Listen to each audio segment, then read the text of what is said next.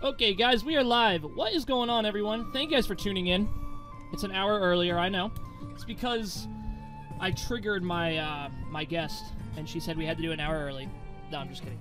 Guys, we have with us today Eclaveth. She is an ESO streamer herself. She does a ton of interesting stuff. I've always said on my stream I'm a huge fan. She's super organized. She does D&D stuff. She does housing stuff. She does lore discussions. She actually has interviews with other streamers herself, and they talk about really cool stuff as well. She mainly is streaming on her Twitch, which is just Eclaveth. I put the name right there. She's typing in chat. You guys should go check her out if you haven't. Eclaveth, thank you for joining me tonight.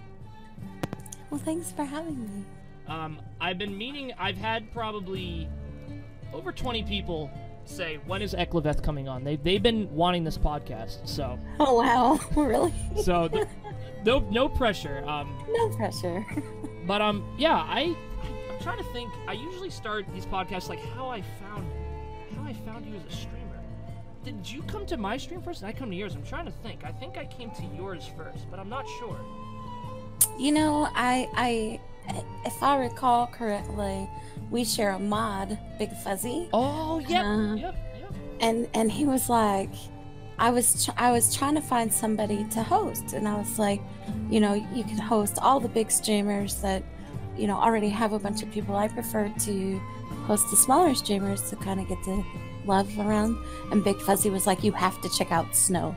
I mod for him too. And I'm like, okay, we're gonna check out this Snow person. And then I found my precious Snowflake. It's funny too, because I've had that happen with a couple other streamers as well. Kyle Dempster, we had a mod in common. So that I didn't even realize Fuzzy was the one. He's an awesome moderator, by the way. He is. He's really great. He's really great. I don't mean to, I don't know what the appropriate term is, but I don't mean to talk too good about him, but there'll be nights where I'll get angry about something, or I will get a little triggered, actually. I meant to confess that to you. Sometimes I do get a little triggered. And, oh no. 1 sec. I forgot to turn off my alerts. Oh well, we'll leave them on, I guess. I usually turn off my alerts, guys, during the thing. Thank you for the follow, whoever did that. So I don't hear them. But Big Fuzzy will PM me and he'll be like, calm down, it's gonna be okay. I'm like, thank you. So he's an awesome dude. He really is. He knows how to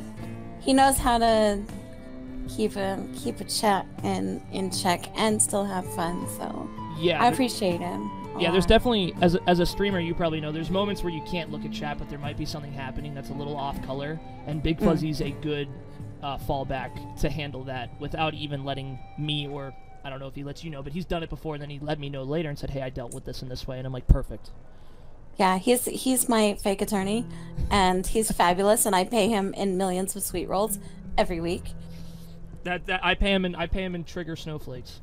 So yeah, so he's rich in precious snowflakes and sweet rolls. So I guess the first thing we'll talk about is, so how long have you been streaming for? Actually, I just celebrated my 3-month stream anniversary a couple weeks ago. I wasn't really sure if I wanted to stream or not. But I watch Tekken Junk, Ninja 614, and King Tater like religiously. So that's why I started streaming, because they're great personalities, and I was like, well, I could do that. No, yeah, definitely. I feel like a lot of streamers, when they start, they see people that they look up to and they go, hey, you know, I could do that. And I think the thing that's tough, and I bet you face this too, is like trying to find your own twist, though. And I really think you have. That's one of the things I always say about you when you come to my chat. I always say, you're literally one of the most organized streamers I've ever watched. A lot of streamers, including myself, are sort of off the cuff. We'll see what we do tonight. Screw it.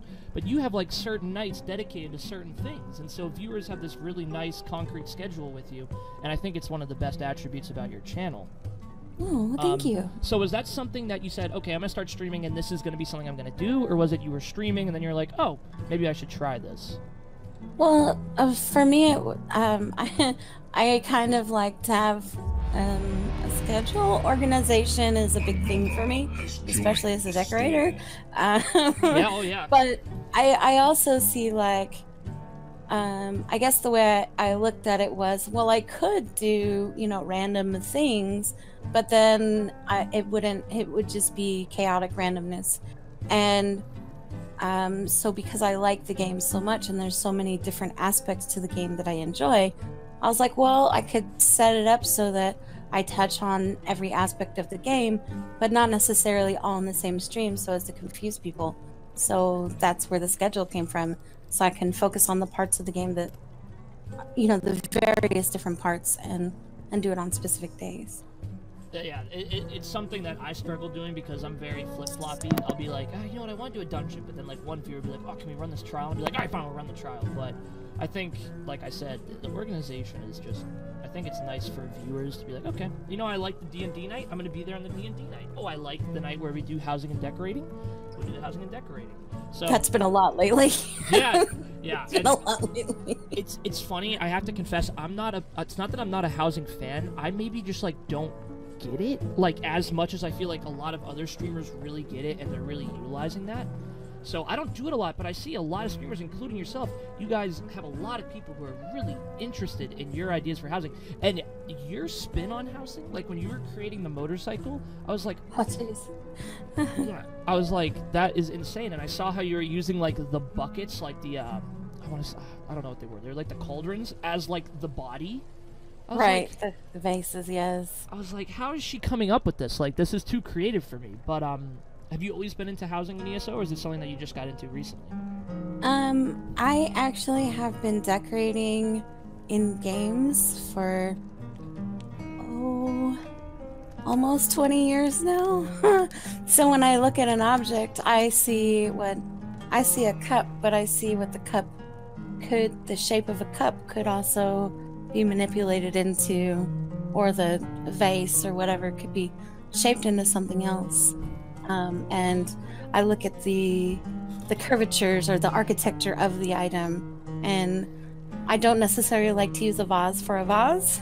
I'll use it for a chair or a bed or a couch. You know what I mean? Yeah, no, it's maybe I just lack the creativeness, or maybe it's just, I don't know. I need to get into it and try it, but it also seems like there's a huge paywall in front of it. Have you been paying for all the furniture you get, or are you crafting it and creating it in game?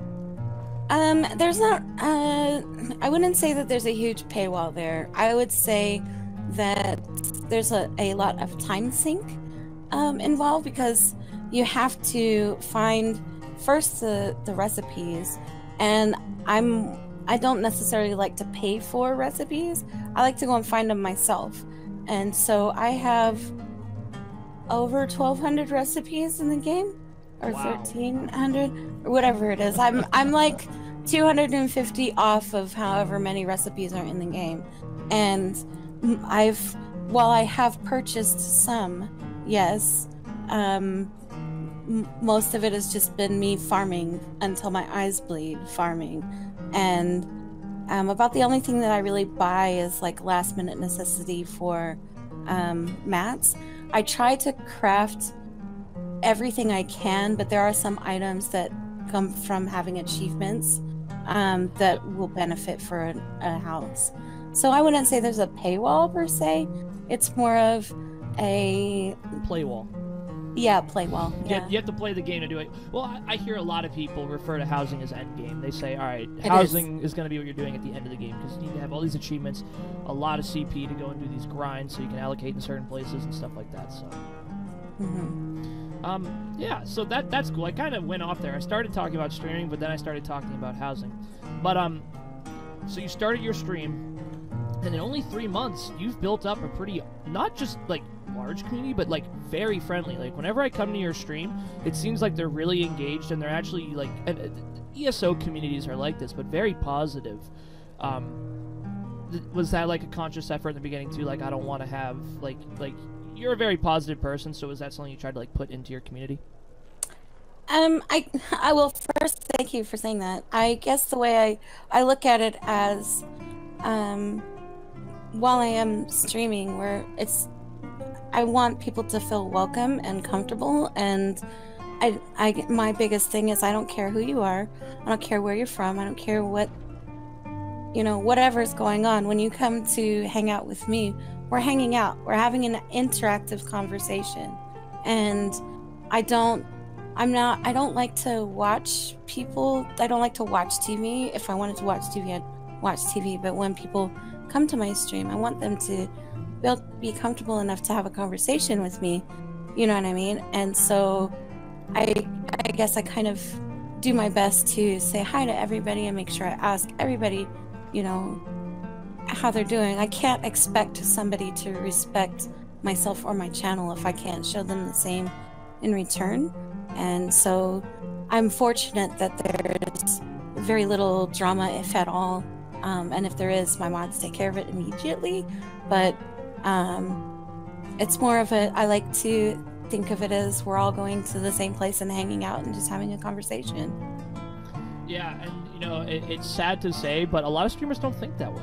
The way you just kind of explained streaming is the way I think a lot more people in the ESO community are explaining streaming than maybe just streamers in general. So a lot of people treat streaming like a business. This is how I'm going to make my income. I need to treat people like, you know, like a lot of people say, thanks you guys, you guys, you guys. It's like they're one entity, but the way you say you want everyone to feel comfortable, you kind of say hi to everyone. I really don't see you ever miss chat. And that's always something I commend, because I try to do the same thing. I hate if I miss chat, and I always apologize if I'm like, all right, I'm not going to be able to see chat during this thing. So that's awesome. And like I said, it's only been 3 months. I mean, that's really awesome. So yeah, I was looking. I mean, I know a lot of people talk about, you know, stats, or, you know, I stream full time. I stream 6 days a week, sometimes 7, and I don't stream. I think the smallest stream I've ever had was 3.5 hours, and wow, like the longest non-planned long stream I've had was, I think it was 16.5 hours. And I'm fortunate enough that I can stream that long and I don't really have to worry about, you know, I can do whatever I want, you know what I mean? Yeah. And while it is nice to be able to say, hey, I made a little bit of money up, that's my focus, is to play the game and have some fun and enjoy the company that I'm with. And yeah, it's great that there's a potential for income there, but that's not my huge focus.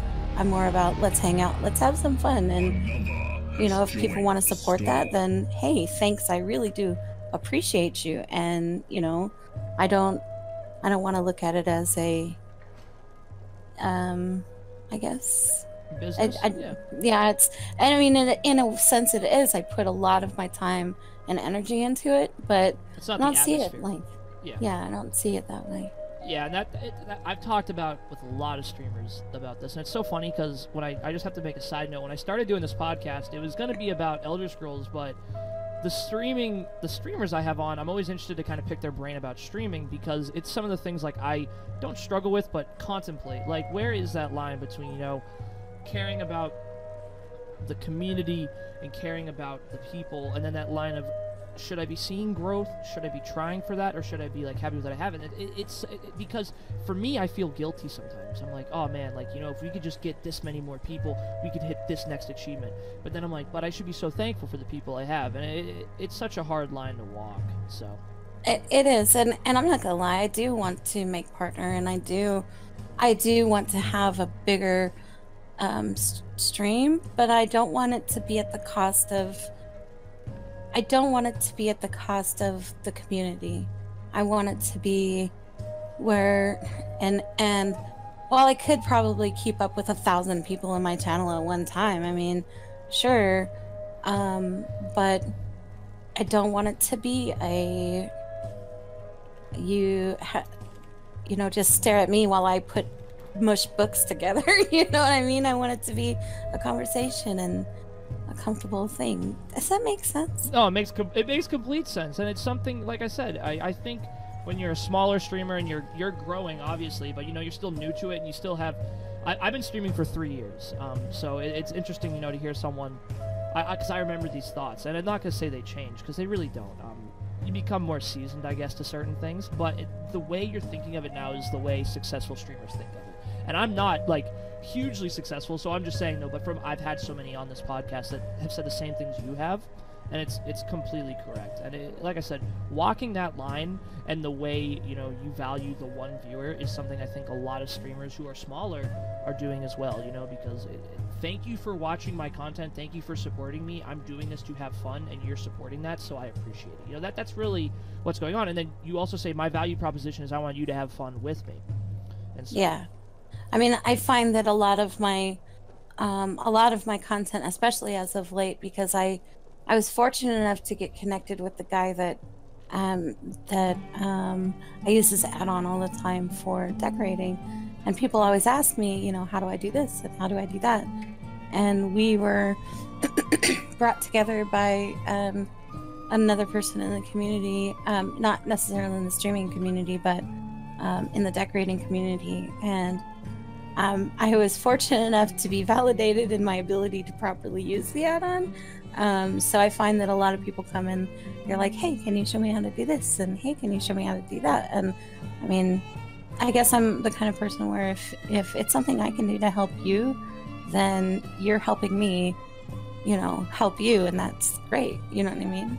Exactly. And the one thing I want to say too is it's genius. Like, it's such a good twist on housing. You have the developers right in there with you. I've been in those podcasts or in those streams, and you're talking about, hey, this doesn't work, or hey, this isn't working correctly, like this needs to work better. And like, it's got to be so validating to your viewers, like, oh my gosh, like she is someone who knows what she's talking about, she's someone who's making improvements to the mods we're all using. So it's such a different spin on housing. You don't see a lot of housing creators doing that. So I'm just really fortunate that he lets me tell him things are broken, and then he'll fix stream. it. Like, yes. Excuse me, sir. Can you come on stream so I can tell you what's broken on your add-on so we can fix it? Yeah, sure. Yeah, we joke that I have a bat phone to Cardi, and which add-on is it, by the way? I utilize Essential Housing Tools, Magic Carpet, Deco Track, and Immaculate Construction, and those are all done by Cardinal05. Yep, awesome. Yeah, that's cool. That's really cool stuff. Like I said, maybe I need to dip into housing a little more. Maybe sometime you can help me figure that whole piece out. I mean, hey, I am happy to do a basics of how to do this and what's important and how to manipulate the tools. I have no problem doing that. Yeah, that'd be great. So the next thing, just like kind of not really wrap up the streaming conversation, but what's the future hold? Are there things you're trying to change about your channel? Are you pretty content where everything is, and you're just gonna hopefully keep building the community and keep working that way, or like what are some of like the future plans for the Eclaveth Twitch channel? Oh my, that's such a deep conversation. It's all confidential. It's all totally, nobody's listening, right? Nobody is watching at all. So for me, I guess my current goal is to get more into, I do like a lot of lore, and I do try to focus on different aspects of like PvE and PvP, but reality is I'm not fabulous at those things, and there are far other better streamers that are able to examine in full detail, like theory crafting and stuff, like Atrocity Gaming, JDub, Roller, Alcast. Those are all people that I know that I can go to their streams and like learn all the things and know all the stuff. So I'm slowly working on phasing that out in favor of more just kind of having fun, like having one fun day where I do PvE and PvP, but more towards the how can I highlight the positive features of housing, and how can that work in a role play scenario? Like, how can I help other role players make a better story, or how can I help people who decorate make the most out of the tools that are available and still be able to realize their vision without having to spend millions of gold. I try to do low budget builds to show people that it's possible to make something pretty without spending hundreds of millions of gold, if that makes sense. No, yeah, those are complete. I mean, it's. I feel like I keep kind of running in circles with my answers here, but it's exactly true. It's like with a lot of streaming content, you look and there's people doing certain things in certain categories of the game, and you're like, man, I go to them for that, so maybe that's not what I focus on. But And I think that's something that a lot of streamers smaller need to, figure out. Like, what's going to be my niche? What am I going to be good at? Why are people going to come to me? And, like, what you're saying, I don't hear a lot of other people doing, Talking with housing developers, being really into role-playing to the point where, like, you're willing to, I've seen you when you have, like, your interviews with streamers, you talk about, like, favorite Daedric Prince or something. Like, stuff like that, like, a lot of other ESO players maybe don't understand because it's an MMO, so, a lot of the crowd are MMO players, not ESO players. Right. And so that's something that is really a good idea to do. Well, you have to understand the stories behind. I mean, I know a lot of people like just skip through it to get the skill points and carry on and get as close to fast to end game as they can, and they miss out on the reason why there's dolmens. Or why are they falling from the sky? Yeah, why is this Daedric Prince like fucking with everybody? And Sheogorath is really cool, but why? And where did that come from? And I guess for me, it's about the story, and it's about being able to enjoy the world that is created with ESO is so beautiful, and there's so many different things. But why is this trial here, and what is the story behind that? And what could be the potential outcome? And so for me, it's more about the story and helping people like create a story of their own. You know what I mean? Yeah, and I don't know if you ever get this in your stream, so I get a lot of people, how do I get to 780 the fastest? How do I get to cap the fastest? How do I... And I always say to them, I'm like, you guys, you have so much in front of you. I know it seems like the only way this game is enjoyable is if you're capped. And, being a PvE content creator, obviously I've had to take a step back from the PvE creating content creating because I switched from Xbox to PC, so I'm kind of working on getting my PC guy to that point again. But there's so much in this game that you can enjoy at a low level that you really, at least for me, it's hard to enjoy when you go back. Like, you roll a new tune, and you're like, I just want to get this guy to 50. But, like, the first character you have, you get to go do all the quests. Like, you get to struggle through the quests, because they're actually kind of difficult when you have no CP allocated. You don't really understand how the game works. And, like, that whole experience is so special the first time. So I always tell them, I'm like, hey, enjoy where you're at, because you're never going to be able to be back there, and you will get to this level eventually, so...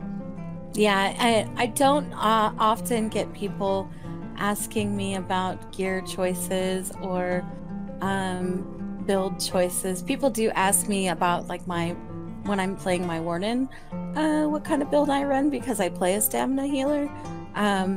But it's more of and anytime anybody does, I have like a resource page on my website that I refer people to. And these are or different streamers that I say, hey, check out this person, they're live right now, here's the link, go see what they have to say. Because I'm not I know what works for me, and having gamed for and been in gaming for as long as I have, I tend to focus on not what the common collective says is best in slot or whatnot. I focus on what works for me. And the great thing about ESO is that it is dependent on your playstyle and what preferences of spells or whatever work for you. So I generally will say, go talk to this person, or here's a website link, or you can look on my website and there's the list of my preferred choices when I'm trying to decide something. But I will never give anybody specific advice about armor or anything like that, because it is dependent on your playstyle, and it's different. And I choose to play out of the box builds, so my advice is probably not going to benefit them very much. So that's very true. They think they're coming and talking to Alcast 2.0, and you're like, well, no, actually, I don't do what Alcast does. And then no, but I could show you how to build a house. Exactly. And I mean, I literally have a link. If someone asks me about a build I don't know about, I'm pretty sure there's an exclamation point Alcast. Yeah. And I'm like, go check out his channel, because he'll have different styles of builds. He gives a couple of setups, and he's a great content creator. And yeah, it's tough, because I've talked to streamers and they always say, I can give you advice on a build, but you got to play the way you want to play, and you got to make it dance. Now, I've had people come to my stream and they go, well, should I use this set or this set? I want your opinion. I'll say, well, I like this set better for this reason. And then I'll show them the skill that utilizes that set maybe a little better, or what reasons that set might work better in either PvP or PvE, usually PvE. And I just say, try it, see how you like it, and then let me know. I always like to have people come into my channel and be like, hey, I tried this and I hated it. And I'm like, well, you know, man, everyone has a different play style, and, you know, maybe you didn't utilize it the way I do. So. Yeah, I think it's like, I personally like to, some of my favorite streamers that I watch as of late is, I'm trying to learn how to DK. So I spent a lot of time watching Atrocity and J-Dub because I want to learn to tank, and then I also want to learn to proper DK. And while I could sit and read a bazillion different websites and I can look at all these builds, for me it's like I need to see the function. I'm a touch it, feel it, see it person, so I have to see it to understand it. And I know that when I watch these guys, I'm gonna understand what they're saying and why they're doing what they're doing because I'm watching them when they do it. And so for me, that's, I love to go to Outcast's website. I love to go to Fear Turbo's website. I have a list of sites that I'll go to that I'm just like, yes, I'll go look here and I'll look at the gear. But for me to understand why this works the way it works, I need to know the theory behind it. And so that's why I choose to watch those particular streamers, if that makes sense. No, exactly. Watching someone do it is the best way. And what I always do with like Outcast's website or any other one is I use it as a base sometimes. Like, oh, okay, so they're using this CP setup. And then I try it out, and then like maybe I'll change things up. But I know the general meta, or whatever the known meta is. Because the tough thing about ESO, and it really is one of the biggest hurdles this game has to jump over, is to do end game content, to do veteran Mav Lorca, like, you have to do certain things. And like, that stinks because it really limits how people can play. But then at the same time, you have normal, you have vet dungeons, you have quests, you have public dungeons where you can do your favorite kind of build. And so ESO offers both, but like, I feel like players sometimes have to make like a conscious decision. Okay, do I want to do the end game stuff, and do I have to conform a little bit? Like, do I have to be using a DK as a tank, because DK utilizes tanking the best with the skills that it has at its disposal, and it's like, it's a tough like back and forth there as well. So yeah, there's a compromise for sure, but that's with any game. It's not just ESO, it's with any game that you play. I mean, I before I came to ESO, I was in competitive rating, and when I say competitive rating, I mean like 14-15 hours just to work on progression without the blink of an eye. It was just the things that we did to be, but I was also in the, you know, higher realm of elitism when it comes to who kills what bosses first in the world, you know what I mean? Yep. And when I came to ESO, I wanted to take a step back from that because I am competitive and I am very everybody says well, people tell me I'm OCD. I won't say names, Timber, but I'm not. I'm very particular about, you know, I want things to work for me. And the one thing about ESO that's great is, you know, if I want to have a character that I build specifically for that, that's great. But the way I've set myself up in the game is to, you know, the only competition that for me is super end game is decorating. And you know, there are so many wonderful decorators out there, and there's so many different perspectives, and it's great that I can be competitive without having to be locked into some kind of cookie cutter mindset of imagination, if that makes sense. No, whereas it definitely is. You know, end game content is more about the team than it is the individual. It's all right, how's the team going to work together? We have to do these specific builds to get these specific scores in some sense. And if people try to break that mold, they really can't. And it sucks to see. And I've seen groups try, oh, we're gonna try a Sork healer instead of like a Templar healer for VMA. And it's like, all right, like, I wish you the best. Like, it's gonna be a little bit tougher, and it's just the way the game's built. So yeah, I mean, some people like the challenge, and for sure. Yeah, for sure. I prefer a different kind of challenge. Like, can I actually do this? Is it actually possible for me to move things this way? Yeah. And I mean, you know, it's nice to get that switch up too. You know, you said you were raiding for so long, and now you're doing a completely different kind of game style, playing a different kind of way, and I bet that's refreshing.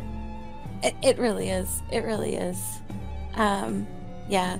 But I hope it's okay. I mean, I don't know if you have any other questions for me, but I had a question that I'm supposed to ask you. Go for it. Yeah. Go for it. So I'm doing a 16-part web series on Daedric Princes. And I'm supposed to ask you about, your your favorite Daedric prince and why. And also, I'm supposed to ask you, what would be your special power?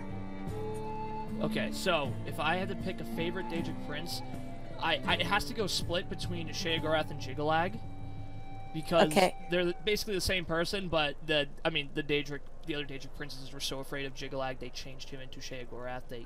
He's like the Daedric prince of order, and I don't know, I just like, he's so OP, I have to respect it. Like, when all the other Daedric princes say, you know what, we're sick, like, we're afraid of you, so we're gonna turn you into, like, your opposite, and you're gonna be this madman, then I just find that, I love that lore. I think that's really interesting. I got that lore correct, by the way, right? Jiggalag is not currently in ESO. But yes, you did, for the most part. No, yeah, it's Sheogorath who's in ESO. Yeah, it's still roughly 3. I did the math. He's not gonna come into play until next era. We're in second era, 587. Yep. So it's gonna be a minute. But yeah, I mean. Yeah, he comes around once every era to rebalance or something, right?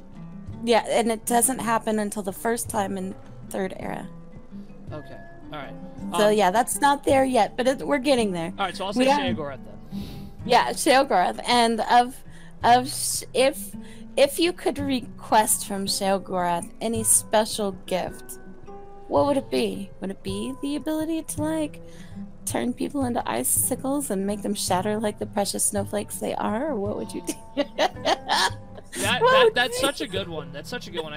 I feel like if I had a Daedric plane, that would be my Daedric plane. Is I just be in like this freezing cold, like this Antarctica looking region where just nothing. Yeah. But if I have I could go really basic. Like, I really wish I could go back in time. That would probably be my if I could have like one. But I already know Sheogorath would mess it up. He'd give it to me, and I'd go back like way too far. I'd want to go back and meet like my great grandfather. I'd go back when there were dinosaurs, and he'd goof it up somehow. But that would probably be my. You'd have to choose your words very carefully. Not with not just with Sheo though, but with any Daedric prince. Yeah, they all like. You have to. Yeah, you definitely have to. You would have to choose your words very carefully. I think the thing I love about Sheogorath is he's not he's not as pure evil. He's more chaotic evil. So like Molag Bal is literally the prince of domination. He created the first vampire like by raping a woman, and then like she killed her whole family, or it's something like that. I used to be, before I became a very, very consistent content creator, I was very into lore because I would just like watch it when I go to bed because I was really like enthralled in it. But Sheogorath to me, he does it for himself in a much, I guess, kind-hearted way than I think some of the other ones do. So yeah, my favorite Daedric prince we haven't talked about yet, but it's Fermina. Oh, okay. Yeah, so we'll get to her soon, DM. But yeah, that's my favorite Daedric prince. But yeah, I think that was. Is that the only one? There was a question that somebody had asked, but I think Orchid like dominated the conversation at one point, and I forgot what Ronan was asking me. Oh, geez, what was it? Oh, he wanted to ask if I'm messing with you, Orchid, because I saw what you said in chat. He didn't do anything. But why is it that you chose to interview other streamers? Oh, I think that's the question. That's if it's not Ronan, sorry. No, that's a really good question. So I've always been really into podcasts. Okay. Since probably the beginning of my college career, my college experience, my freshman year, which was 4 years ago, I just finished, and I was like, I want to do something a little different because I was getting burnt out of ESO. Not burnt out, but I was doing it every night. I'm like, I want to do something else one night, but still be ESO related. so then I decided, all right, I'll do the podcast. And then I started interviewing streamers, and it became something completely different where I actually got to talk about some of the things I was thinking about. I'm never around any other streamers. My family doesn't really understand it. My friends are kind of there, but they don't understand like the struggle that like some streamers go through and like the work that's behind it. So this podcast in some way to me is very therapeutic because I get to sit and talk to another streamer and either them be smaller than me and I get to help them be my size, and we can kind of cope together through like what we're dealing with, or have them be bigger than me and I can ask questions and see how they're dealing with certain things, and you know, the struggles and the advantages that come with that. I think it's just something that I benefit from, and it kind of keeps me grounded when streaming. When you're by yourself and you're not talking to the community and you're not talking to other streamers, I think I lose sight of like what I've already accomplished and how I should be thankful for that, and I start becoming very aggressive and like, oh, we need to get bigger, guys. We need to do this. We need to do this. So I think in some ways it's a good anchor. Yeah, and I also think it's good to have communication. I'm all about the communication. So knowing, you know, having a community where you can actually say, hey, you know, how do I do this? I've had people come to my stream and ask me, how do I do this? I don't know how to fix that. I'm like, you know, I don't really know, but I can help and walk you through how I did it, you know, but I don't know, you know. Yeah, it's really tough. Yeah, I mean, I think there's a lot that goes on behind the scenes that people just don't understand. It's not just I flick a switch and bam, I'm streaming. It's not that easy. I think it takes me, I don't know, like an hour, 45 minutes to set up. And then after I have like another hour where I'm doing other things, and yeah, it's related to the stream. And so while you may only hear me for, you know, 8 or 10 hours, there's still another hour or two afterwards and before that you're still doing stuff. Some people, you know, they don't have extra things that they have to do, you know what I mean? So yeah, it's not easy, and it's nice to know that there's other people out there that are like, yeah, I'm trying to do this. And so it's good I think for me it's good to see that you're like doing the podcast, because I started Eclaveth, as we're still talking. I just lost I can't hear anything right now. 1 second. Let me just fix this 1 sec. All right. Sorry everyone. Why did that go out?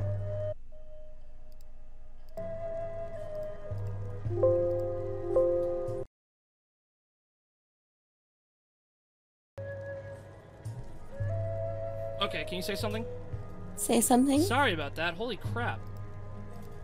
Someone said in my chat that my mic was, like, not working, so I turned up my mic a little bit, and then it just... Oh, you sound like Darth Vader. Do I sound like Darth Vader right now? Oh, not right now, you don't, but you did a minute ago. Oh, did I? 1 sec. I apologize. It's alright.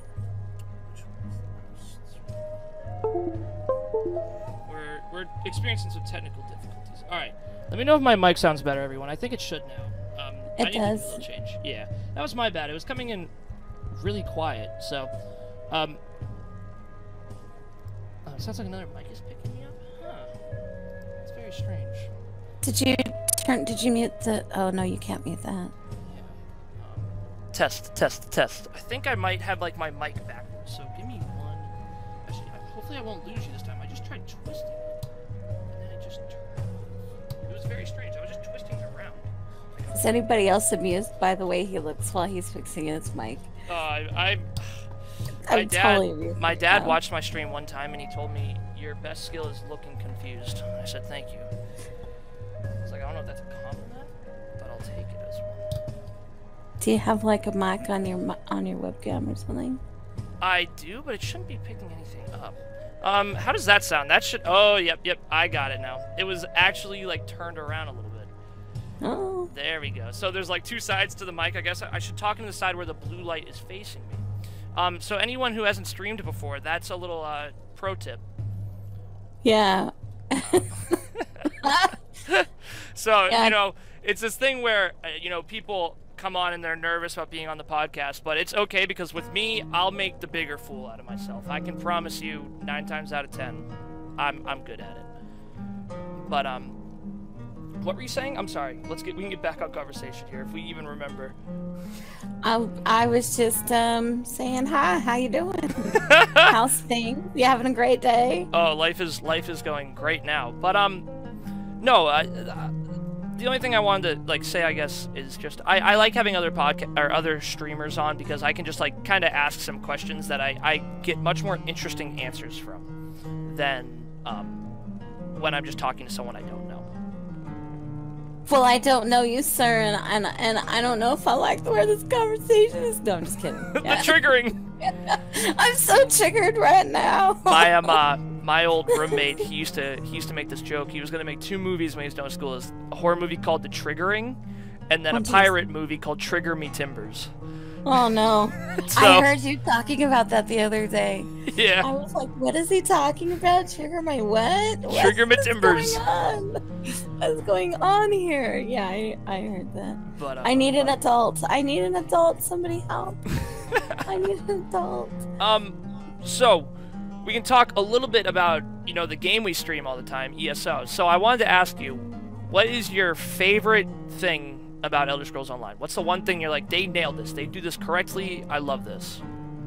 I love the fact that when I'm adventuring and I talk to like the random, a lot of people focus on like the quests and where the quest sends you, but I remember in beta they were like, make sure that you talk to everybody, don't just not just the people with the thing on their head, because it unlocks hidden quests or whatnot. And the one thing that I really like is that if you take the time to like go and talk to all the different people in the town, it may take a little bit longer to like talk to each and every person, but I love the fact that it's so immersive. And I found one of my favorite places in the game by doing this what's it called? In Skywatch, if you go to the top of the Mage's Tower, there's a lady with a Banekin, and she's a soothsayer, and she'll talk to you, and it's like she's a mage, obviously, and she was like, I knew you were coming, and she gives you an option to choose one of 3 things, and she'll send you to like these random places.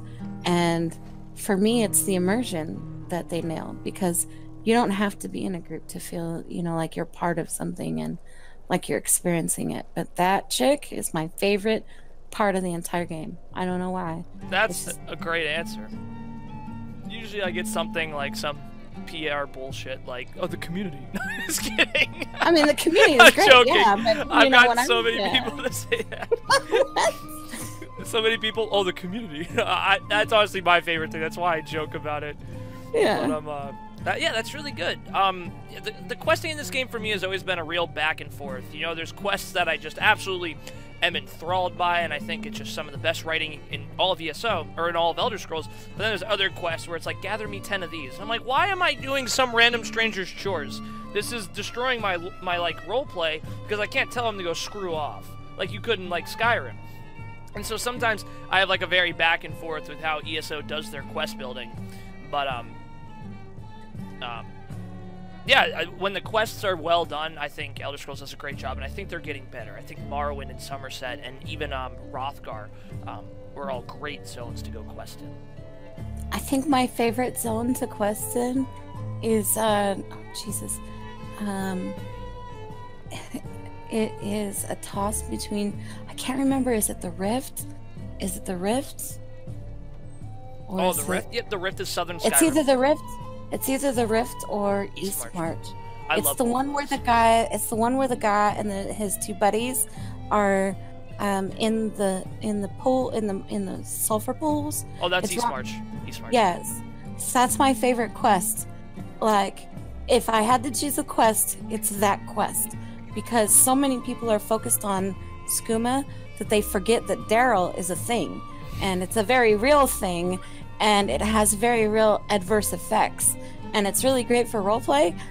But also that quest, if you haven't done it, there's this dude and 2 other folks that are in a sulfur pool, and they offer you a little quest to get the Daryl, And like, if you haven't done it, you should do it. And if you did it on a character and don't remember it, you should do it on do it on another character. Make a lobby alt. Go do it. It's amazing. I will. Totally off topic. Well, not completely off topic, but I just need to remind myself. I'm gonna send you a video. So I did this class in school. It was philosophy, but we talked a lot about metaphysics, and I actually found a video on the metaphysics of Elder Scrolls and sort of how the people in Tamriel have a cognitive dissonance because their world is affected so much by these gods, us, that come into their world and do things. It's a really interesting video, and I think you as like a lore fan would love it because it's really cool. I was watching it when I took that class, and it was really trippy, but it's interesting. But now we all love ESO, but you need to come clean. What's the one thing ESO doesn't do right that you would want to change if you could? Freaking housing things. I knew this was going to be it. So many people were asking in chat, and I was like, all right, I'll just ask it this way.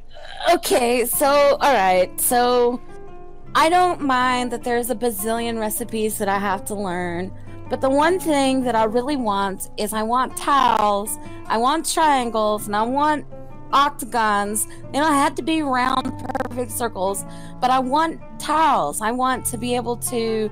I want thin tiles, not gigantic freaking tiles.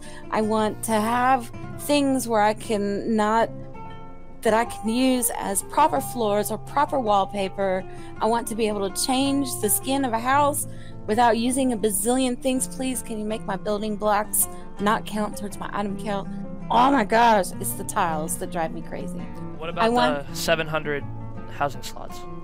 I understand why it's there.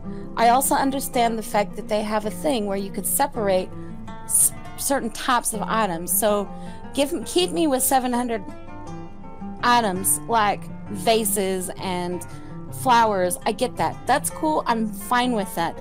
But give me a separate 700 for books and a separate 700 for, or let me rephrase that, for literature. Anything that would fall under literature, give me a separate item count for that. Give me a separate item count for building blocks, because I need the building blocks to build structures.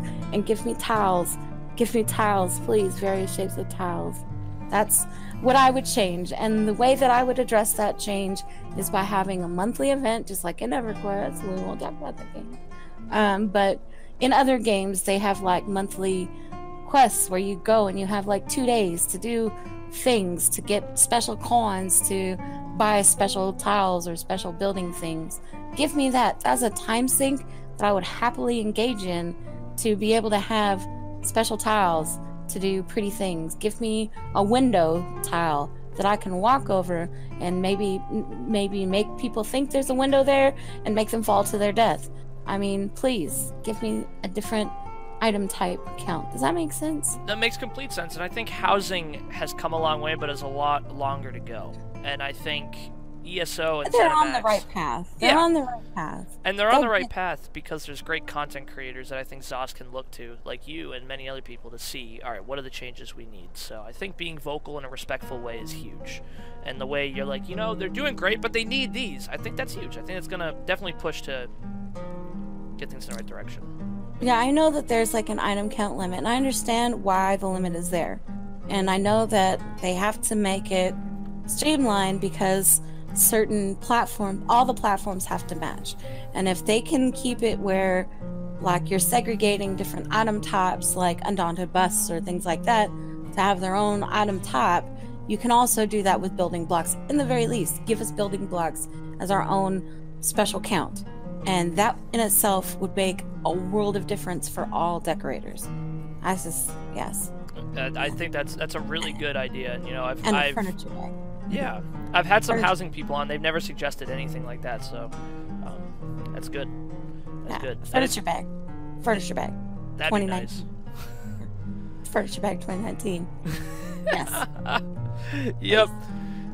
So I'm kind of going backwards now. But what was your first Elder Scrolls game? My first Elder Scrolls game that I played coherently, Oblivion. Okay. That I played well and didn't like rage out because I didn't understand what was going on, was Oblivion. Yes. Did you then play Skyrim? funny story. I have Skyrim. I have. I'd have to look at my Steam. I think I have like 3.5 hours played, and that's all just in the very beginning, trying to understand how to move. Wow. I have not made it past. I thought about doing an off stream one night and like playing Skyrim, but like I haven't figured out the controls for it. As a lore fan yourself, you would love it. Skyrim has some of the best quests I've ever done in my entire life. Skyrim was my first one. I went back and played a little bit of Oblivion, but it's really hard to backpedal. Like, I'm doubting you played Morrowind. Nope, I did not. Yeah. I know I did, but I didn't get it. So, to me, technically, I didn't play it because I didn't understand what was going on. Yeah, exactly, yeah. And so I played Oblivion for a little bit, and I was in that same sort of jarring, this is different than what I'm used to, I don't want to do this. But Skyrim, I own Skyrim on 4 different platforms. Really? Me and my family have probably bought it 9 times, 10 times. And it is amazing. It is what got me hooked, and it definitely, an off-stream, it'd be fun to watch you play too, because, you know, the role-playing aspect, I mean, that's where I really learned how to role-play. Sometimes it's hard for me to role-play in ESO because I just don't think the quests are as good. Well, role-playing in ESO is a little different than role-playing in an RPG. Yeah, because role-playing in ESO is a lot more fun if you get involved in the right communities. Let me rephrase that. Let me rephrase that. No, but that's true. Role-playing is fun as long as you understand the proper etiquette for roleplay, which we talk about in my stream. What is it? I've never heard it. I'm not really into the role-playing scene in ESO, so could you tell me the etiquette or some of the rules? The basic rules: don't god mod, don't metagame, don't power play, and definitely do not mix in-character conversations with out-of-character conversations. We call that bleeding. Sometimes people get triggered because a character does something and they don't like it, or let's say, okay, so one thing about this game is it's rated M for mature.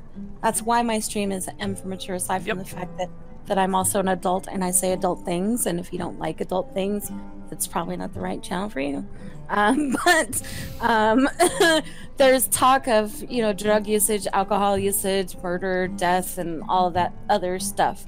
There's sexual innuendos in the game, but like in roleplay, if, let's say, we'll use Jenny Sue as an example, because I totally love a person named Jenny Sue. Well, Mary Sue is the actual term, but there are, let's say, Mary Sue and Billy Joe Bob are dating. Their characters are dating. Yep, role. Right. Okay, so pretend dating, and let's say Jenny Sue and Billy Joe Bob, you know, have a role play scene that leads to them banging each other on the coffee table in some I don't know, Frank the Butcher's house or whatever, and then Frank the Butcher happens to see, and he's like turned on or whatever, and then he starts trying to talk to the girl, and she ends up leaving Billy Joe Bob for this other guy. And then in real life, the couple are not really a couple, they're just people that role play, but now that guy has seen that woman as somebody that is their characters involved with, so now they must have them be involved for real. Does that make sense? So it kind of sometimes bleeds over. it becomes real emotion when it's supposed to just be RP.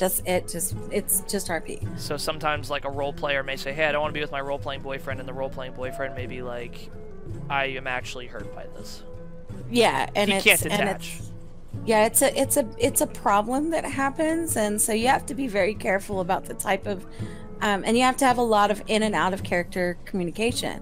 So before you attack somebody, make sure that the person that you're attacking is okay with that from an out of character perspective. Maybe they're actually trying to accomplish something, and if you just walk up to them and just punch them in the face without any whatever, some people call that organic role play. That's actually trolling. If you didn't have a conversation about it beforehand, and if you don't know the person, or if it's not something that occurs, you know, within the group as a dynamic, and you're not conversating from an out of character perspective, you're trolling. You're just being a douchebag, and it's a big deal. There's a lot of time and effort that people put into the backstories and the presentation of their characters, and then to have somebody just come and disrespect you, it's a big deal. Yeah, and it's so interesting to me because I've never role-played with other people before. Maybe I have two younger brothers that are really close in age to me, and we've played before. Maybe we've role-played without knowing it, but we've never made that conscious effort of, hey, I'm creating a different story than what I'm usually living. And I feel like there's a lot of backbone politics to it and ways you need to act that I never realized were even a thing. So this is all very interesting to me because it's sad to say, and I don't know, I'm not trying to be offensive, but some people mock role players. It's a thing. I mean, people really mock bums me out. nerds. Yeah. I'm a nerd and a role player. And I think we're all nerds here. I think the chat are nerds. I think you and me are both nerds. So it's okay. And by the way, we're geeks. There's a difference. Yes. I learned this. What are you doing on Friday night? Are you playing video games or are you doing homework? Because that's the nerd and the geek. So. All right. But, okay, I'm playing video games. So geeks. So welcome to the Geek Squad.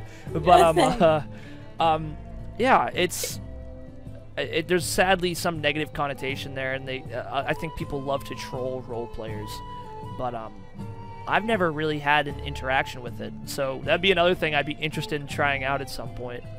Yeah, Tuesdays is typically my open world role play day, and where I go and quest, and also if I try to interact with as many people as I can as I'm questing, and I'm in an in-character perspective, like anything that I would say or something in game is emoted out and is worded how my character would approach people. And then Wednesdays, like with Lore Days, between those 2 days, we talk about, if questions arise about etiquette or what role play really is, and does all role play involve sex or sexual interactions? The answer is no, but just like any relationship, if you're over time, your characters find that they're attracted to one another. That doesn't necessarily mean you have to have a role play scene where y'all pretend that your characters are banging each other. You could do fade to black and just assume that it happened. You know what I mean? No, yeah, and I'm just, the only other thing I'm really gonna say is, role-playing, I think, needs to have some Twitch channels really backing it, and I think it's really cool you're doing it, because I think that'll help the reputation of it, because I think it is something where it's a really interesting, creative, artistic way people like to play video games, and yeah. I think for a lot of people, roleplay is in game. So for a lot of people, and that's cool. I mean, you do whatever you enjoy the most in the game, as long as you're doing it in a positive way. Then there's absolutely no problem. There's no reason why you shouldn't do it, as long as it's positive and not a hindrance or cancer in the community. I guess that's what I. Yeah. No. Oh, there's a mosquito in my room. Please kill it. I literally just got it. Look at my hand. Everyone stream. Got it. Don't mess with me, guys. I got cat-like reflexes. It flew and I just grabbed it. Oh, that's so nasty. I got it, though. Go wash your hands. Please tell me you have, sanitizer or something. Oh, my gosh. I'll go wash my hands.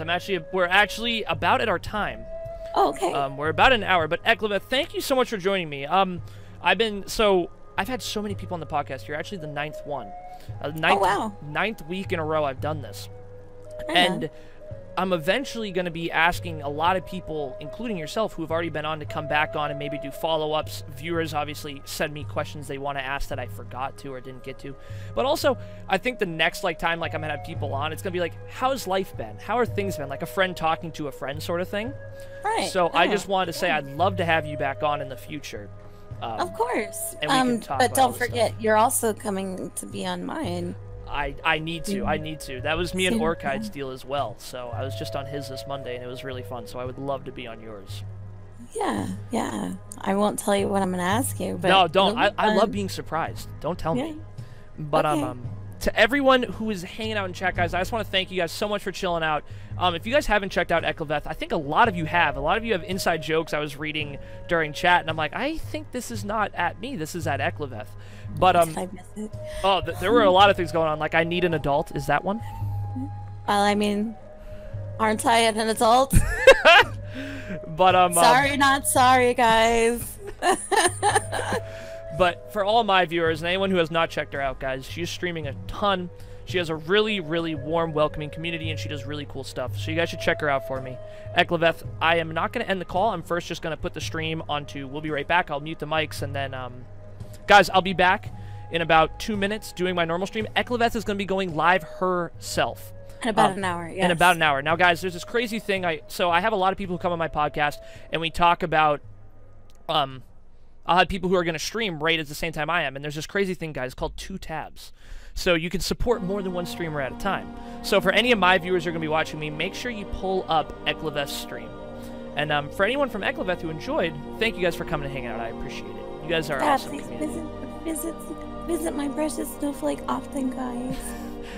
We will see you guys in about 2 minutes, and until then, peace out.